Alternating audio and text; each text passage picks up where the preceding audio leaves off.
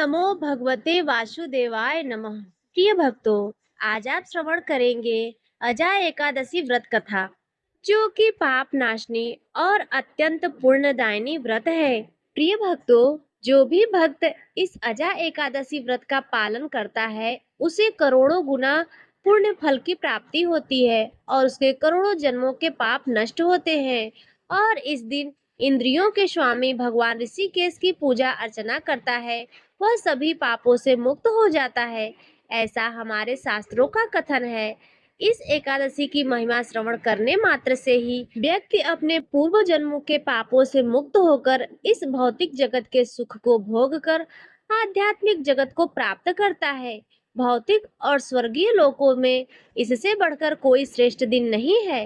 इस दिन किया गया कोई भी धार्मिक कार्य, जप, तप और दान उस व्यक्ति को अनेक गुना अधिक फल प्रदान करता है और इसीलिए इस विशेष अजा एकादशी के दिन अधिक से अधिक हरे कृष्ण महामंत्र की माला का जप करना चाहिए। प्रिय भक्तों, भाद्रपद मास के कृष्ण पक्ष में आने वाली यह अजा एकादशी की तिथि प्रत्येक मनुष्य को भक्ति मार्ग में प्रगति प्रदान करने वाली है।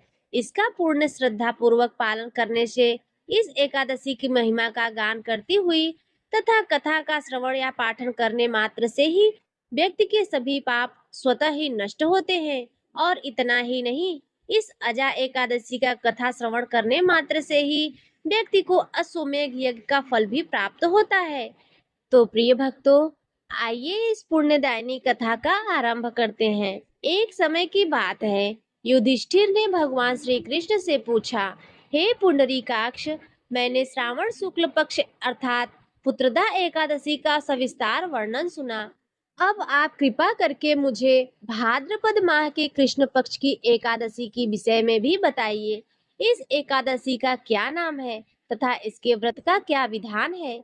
इस व्रत के करने से किस फल की प्राप्ति होती है? श्री कृष्ण ने कहा, हे कुंती पुत्र, भाद्रपद माह के कृष्ण पक्ष की एकादशी को अजा एकादशी कहते हैं। इसका व्रत करने से सभी पाप नष्ट हो जाते हैं। इस लोक और परलोक में मदद करने वाली इस एकादशी व्रत के समान संसार में दूसरा कोई व्रत ही नहीं है।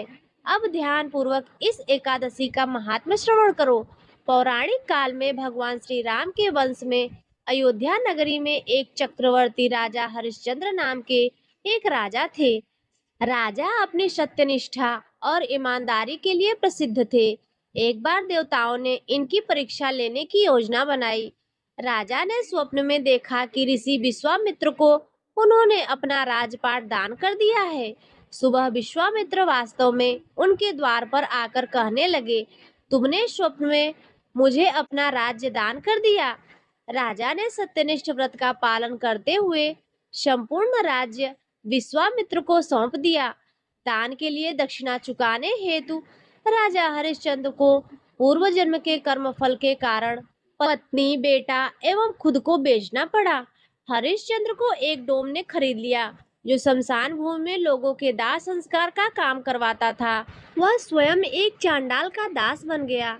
उसने उस चांडाल के यहाँ कफन लेने का काम किया, किंतु उसने इस आपत्ति के काम में भी सत्य का साथ नहीं छोड़ा।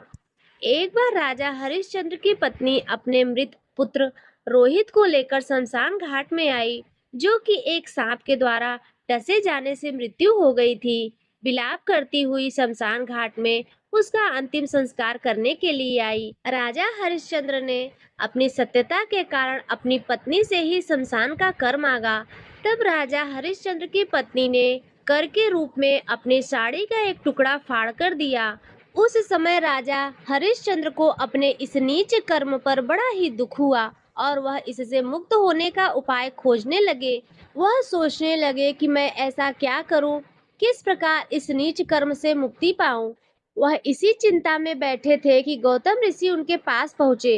हरिश्चंद्र ने उन्हें प्रणाम किया और अपनी दुख भरी कथा सुनाने लगे।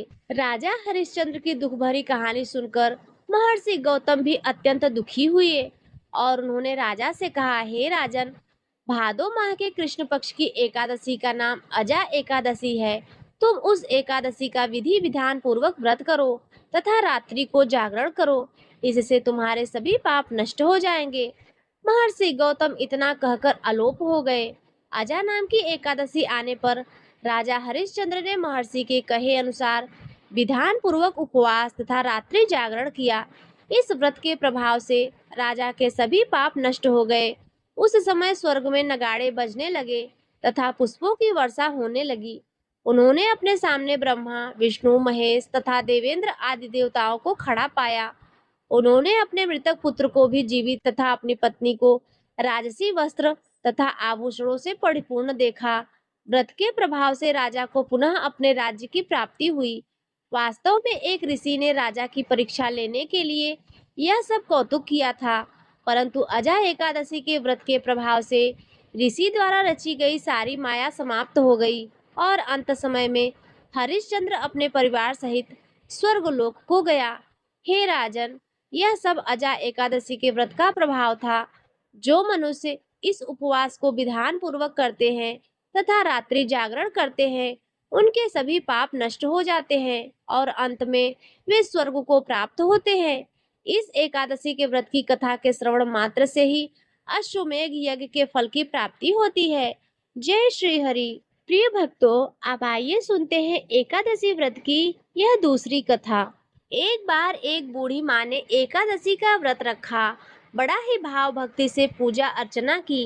उन्हें वृद्धावस्था में क्या बाधा थी, वह तो अपने पुत्र पौत्रों की सुख सुविधा के लिए व्रत किया करती थी। वे दिन भर तो जरा कठोर मन करके अपनी प्यास को रोके रही और दिन में ब्राह्मणों को मिट्टी के पात्र में भरकर पानी और ऋतु फल दान किए। दोने भर भर के चीनी और दही वितरण किया। उन्हें गर्मी के कारण बहुत बेचैनी हो रही थी। इस कारण वे बहुत देर तक पानी में पड़ी रहीं, मुंह धोती रहीं। तब कहीं थोड़ा बहुत धैर्य बंध पाया। धूप तो तेज पड़ ही रही थी, इस कारण बार बार मुंह सूख रहा था। बहुत बेचैनी हो रही थी। एक तो बुढ़ापा और दूसरा यह भयंकर गर्मी। वृद्धावस्था की स्थिति तो कुछ दूसरे ही प्रकार की होती है। जैसे तैसे रोध होकर के दिन कट पाया।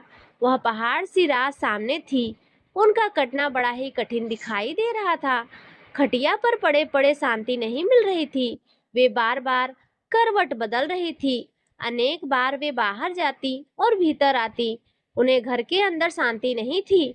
वे खटिया पर पड़ी पड़ी एकादशी माता का स्मरण करती रही। वे कहती रही कि हे माता, आप मेरी लाज रखिए, आप ही मुझे शांति दीजिए, जिससे मैं यह व्रत संपूर्ण कर सकूं। यह पहाड़ सी रात शांतिपूर्वक व्यतीत हो सके। प्यास के कारण बूढ़ी माँ की बेचैनी तो बढ़ ही रही थी। उन्होंने धैर्य रखने का बहुत प्रयास किया, किंतु सहनशीलता की सीमा टूट गई और वे घबराकर एकदम से चिल्ला उठी। बोली, बचाओ बचाओ।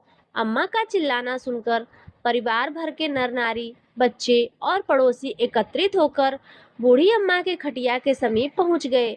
सबने पूछा, अम्मा, आपको क्या हुआ? आप क्यों चिल्ला रही हैं? आप इस वृद्धावस्था में यह कठिन व्रत क्यों कर रही हैं? अम्मा जी, शक्ति से ही भक्ति होती है। थोड़ी ही देर में वे फिर से बोली कि अरे, मेरे प्राण निकले जा रहे हैं। मेरी छाती पर ठंडे पानी का घड़ा रख दो। अब नातियों ने दादी की छाती पर ठंडे पानी का पात्र रख दिया। तब उन्हें कहीं थोड़ा बहुत आराम मिला और थोड़ी देर के लिए उन्होंने अपनी आंखें बंद कर ली। अब एकादशी माता ने सोचा, यह बूढ़ी अम्मा है तो बड़ी कठोर है, जरा जाकर उनकी परीक्षा लेनी चाहिए। वे आधी रात को मुर्गा बनकर टर टर करने लगी। मुर्गी की आवाज सुनकर दादी जल्दी से उठी और बाहर जाकर आसमान की ओर देखा, किंतु आसमान में कहीं उन्हें प्रातःकालीन तारा नजर नहीं आया। वे सोचने लगी, यह मुर्गा क्यों और कैसे बोल गया? उन्हें प्यास तो लग ही रही थी। थोड़ा बहुत उनका मन भी विचलित हो गया था। अंत में उन्होंने दृढ़ निश्चय कर लिया कि मैं अब व्रत को पूर्ण करके ही छोड़ूंगी, चाहे भले ही मेरे प्राण क्यों ना निकल जाए।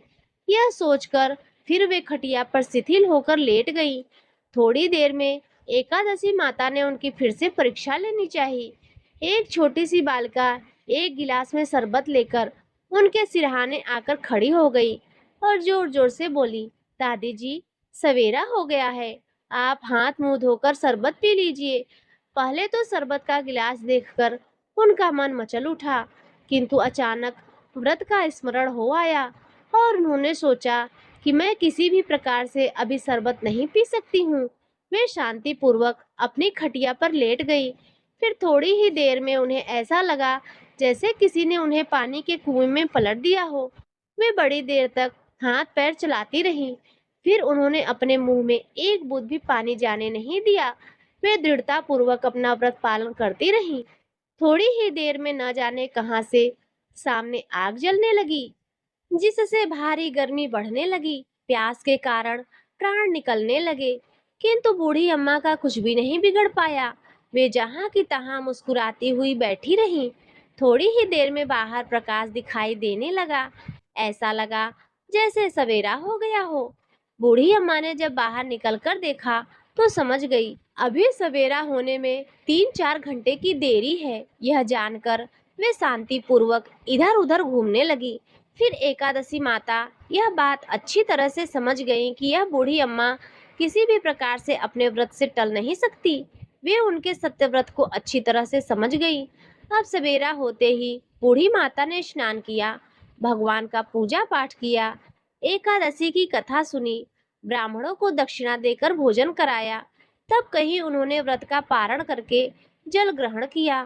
कन्याओं को भोजन कराने के बाद अम्मा ने स्वयं भोजन किया। उस श्रेष्ठ व्रत के प्रभाव से बूढ़ी अम्मा की आयु में वृद्धि हो गई। उनका घर परिवार हरा भरा हो गया। अब उनको कोई अभाव न रहा। वे हर तरह से सुख साधनों से संपन्न हो गई। नाती नातिन से उनका घर भर गया और वे उसी दिन से 12 महीने की एकादशी का व्रत करने लगी। एकादशी माता के व्रत के प्रताप से इस संसार में हर प्रकार के सुख भोग कर अंत में वह वैकुंठ धाम को चली गईं। जैसे एकादशी माता ने बूढ़ी माता और उनके परिवार को हरा भरा किया, ऐसे ही एकादशी माता हम सभी की मनोकामनाओं को पूर्ण करे। तो प्रेम से बोलिए श्री लक्ष्मी नारायण भगवान की जय। प्रिय भक्तों, अब आइए बड़ी ही श्रद्धा और प्रसन्नचित्त मन से इस मनोकामनाओं को पूर्ण करने वाली राधा रानी की सच्ची कथा श्रवण करते हैं। एक संत वृंदावन में रहते थे और हर रोज सुबह उठकर यमुना नदी में स्नान करके राधा जी के दर्शन करने जाया करते थे। यह नियम हर रोज का था। जब तक राधा रानी के दर्शन नहीं कर लेते तब तक जल भी ग्रहण नहीं करते थे। दर्शन करते करते तकरीबन उनकी उम्र 80 वर्ष की हो गई। आज सुबह उठकर रोज की तरह उठे और यमुना जी में स्नान किया और राधा रानी के दर्शन को गए। मंदिर के पट खुले और राधा रानी के दर्शन करने लगे। दर्शन करते करते संत के मन में अचानक यह भाव आया कि मुझे राधा रानी के दर्शन करते करते आज 80 वर्ष हो गए हैं, लेकिन मैंने आज तक राधा रानी को कोई भी वस्त्र नहीं चढ़ाए। लोग राधा रानी के लिए कोई नारियल लाता है, कोई चुनरी लाता है, कोई चूड़ी लाता है तो कोई बिंदी लाता है, कोई साड़ी लाता है, कोई लहंगा चुनरी लाता है, लेकिन मैंने तो आज तक कुछ भी नहीं चढ़ाया है। यह विचार संत के मन में आया, जब सभी मेरी राधा रानी के लिए कुछ न कुछ लाते हैं तो मैं भी अपनी राधा रानी के लिए कुछ न कुछ लेकर जरूर आऊंगा, लेकिन क्या लाऊं जिससे मेरी राधा रानी खुश हो जाएं। तो संत जी ने यह सोचकर अपनी कुटिया में आ गए। सारी रात सोचते सोचते सुबह हो गई। उठकर स्नान किया और आज अपनी कुटिया में ही राधा रानी के दर्शन पूजन किया। दर्शन के बाद बाजार में जाकर सबसे सुंदर वाला लहंगा चुनरी का कपड़ा लाए और अपनी कुटिया में आकर अपने ही हाथों से लहंगा चुनरी को सिला और सुंदर से सुंदर लहंगा चुनरी में गोटा लगाए। जब पूरी तरह से लहंगा चुनरी तैयार हो गया तो मन में सोचा इस लहंगा चुनरी को अपनी राधा रानी को पहनाऊंगा तो बहुत ही सुंदर मेरी राधा रानी लगेंगी। यह सोचकर आज संत जी उस लहंगा चुनरी को लेकर राधा रानी के मंदिर को चले। मंदिर की सीढ़ियां चढ़ने लगे और अपने मन में सोच ही रहे थे कि आज मेरे हाथों के बनाए हुए लहंगा चुनरी राधा रानी को पहनाऊंगा तो मेरी लाडली बहुत सुंदर लगेगी। यह सोचकर जा ही रहे थे कि इतने में एक वृंदावन की लड़की आई और बाबा से कहने लगी, बाबा आज बहुत ही खुश हो, क्या बात है बाबा बताओ ना। तो बाबा ने कहा, लाली आज मैं बहुत खुश हूँ। आज मैंने अपने हाथों से राधा रानी के लिए लहंगा चुनरी बनाया है। इस लहंगा चुनरी को राधा रानी जी को पहनाऊंगा और मेरी राधा रानी बहुत सुंदर दिखेंगी। उस लाली ने कहा, बाबा मुझे भी दिखाओ ना, आपने लहंगा चुनरी कैसी बनाई है। लहंगा चुनरी लेकर वह लड़की बोली, अरे बाबा, राधा रानी के पास तो बहुत सारी पोशाक है, यह मुझे दे दो ना। तो महात्मा बोले कि बेटी, तुमको मैं दूसरी बाजार से दिलवा दूंगा, यह तो मैंने अपने हाथों से बनाकर राधा रानी के लिए लेकर जा रहा हूँ, तुमको और कोई दूसरा दिलवा दूंगा। प्रिय भक्तों, लेकिन उस छोटी सी बालिका ने उस महात्मा का दुपट्टा पकड़ लिया। बाबा, यह मुझे दे दो। पर संत भी जिद करने लगे कि दूसरी दिलवा दूंगा, यह नहीं दूंगा। लेकिन वह बच्ची भी इतनी तेज थी कि संत के हाथ से छुड़ाकर लहंगा चुनरी को छीनकर भाग गई। अब तो बाबा को बहुत दुख हुआ कि आज तक मैंने राधा रानी को कुछ नहीं चढ़ाया, लेकिन जब लेकर आया तो लाली लेकर भाग गई। मेरा तो जीवन ही खराब है, अब क्या करूं? यह सोचकर संत उसी सीढ़ियों पे बैठकर रोने लगे। इतने में कुछ संत वहां आए और पूछा, क्या बात है बाबा, आप क्यों रो रहे हैं? तो बाबा ने उन संतों को पूरी बात बताई। संतों ने बाबा को समझाया और कहा, आप दुखी मत हो, कल दूसरी लहंगा चुनरी बना के राधा रानी को पहना देना। चलो राधा रानी के दर्शन कर लेते हैं। इस प्रकार संतों ने बाबा को समझाया और राधा रानी के दर्शन को ले गए। रोना तो बंद हुआ, लेकिन मन खराब था क्योंकि कामना पूरी नहीं हुई थी ना। तो अपने अनमने मन से राधा रानी का दर्शन करने संत जा रहे थे और मन में सोच रहे थे कि मुझे लगता है कि किशोरी जी की इच्छा नहीं थी, शायद राधा रानी मेरे हाथों से बनी पोशाक पहनना ही नहीं चाहती थी।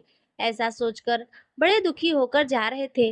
मंदिर आकर राधा रानी के पट खुलने का इंतजार करने लगे। थोड़ी देर बाद मंदिर के पट खुले तो संतों ने कहा, बाबा देखो तो, आज हमारी राधा रानी बहुत ही सुंदर लग रही हैं। संतों की बात सुनकर जैसे ही बाबा ने अपना सिर उठाकर देखा तो जो लहंगा चोरी बाबा ने अपने हाथों से बनाकर लाए थे वही आज राधा रानी ने पहना था। बाबा बहुत ही खुश हो गए और राधा रानी से कहा, हे राधा रानी, आपको इतना भी सब्र नहीं रहा कि आप मेरे हाथों से मंदिर की सीढ़ियों से लेकर भाग गई? ऐसा क्यों? सर्वेश्वरी श्री राधा रानी ने कहा, बाबा, आपके भाव को देखकर मुझसे रहा ही नहीं गया, और यह केवल पोशाक नहीं है, इसमें आपका प्रेम है, तो मैं खुद ही आकर आपसे लहंगा चुनरी छीनकर भाग गई थी। इतना सुनकर बाबा भाव विभोर हो गए और बाबा ने उसी समय किशोरी जी का धन्यवाद किया। बोलिए श्री राधा रानी सरकार की जय। जय श्री कृष्ण। हरे कृष्ण कृष्ण कृष्ण हरे हरे, हरे राम राम राम हरे हरे। ओम नमः शिवाय। प्रिय भक्तों, अब आइए सुनते हैं एकादशी माता की यह आरती। ओम जय एकादशी, जय एकादशी, जय एकादशी माता। विष्णु पूजा व्रत को धारण कर शक्ति मुक्ति पाता। ओम जय एकादशी, जय एकादशी, जय एकादशी माता। विष्णु पूजा व्रत को धारण कर शक्ति मुक्ति पाता। तेरे नाम गिनाऊं देवी भक्ति प्रदान करनी। गण गौरव की देनी माता शास्त्रों में वर्णित। ओम जय एकादशी माता। विष्णु पूजा व्रत को धारण कर शक्ति मुक्ति पाता। मार्गशीर्ष के कृष्ण पक्ष की उत्पन्ना विश्वतारिणी। जननी शुक्ल पक्ष में हुई मोक्षदा मुक्तिदाता बन आई। ओम जय एकादशी माता। विष्णु पूजा व्रत को धारण कर शक्ति मुक्ति पाता। पौष कृष्ण पक्ष की सफला नामक है। शुक्ल पक्ष में हो यह पुत्र दा आनंद अधिक रहे। ओम जय एकादशी माता। विष्णु पूजा व्रत को धारण कर शक्ति मुक्ति पाता। नाम षष्ठीला माघ मास में कृष्ण पक्ष आवे। शुक्ल पक्ष में जया कहावे, विजय सदा पावे। ओम जय एकादशी माता। विष्णु पूजा व्रत को धारण कर शक्ति मुक्ति पाता। विजया फाल्गुन कृष्ण पक्ष में शुक्ला आम्ल की। पाप मोचिनी कृष्ण पक्ष में चैत्र महाबल की। ओम जय एकादशी माता, विष्णु पूजा व्रत को धारण कर शक्ति मुक्ति पाता।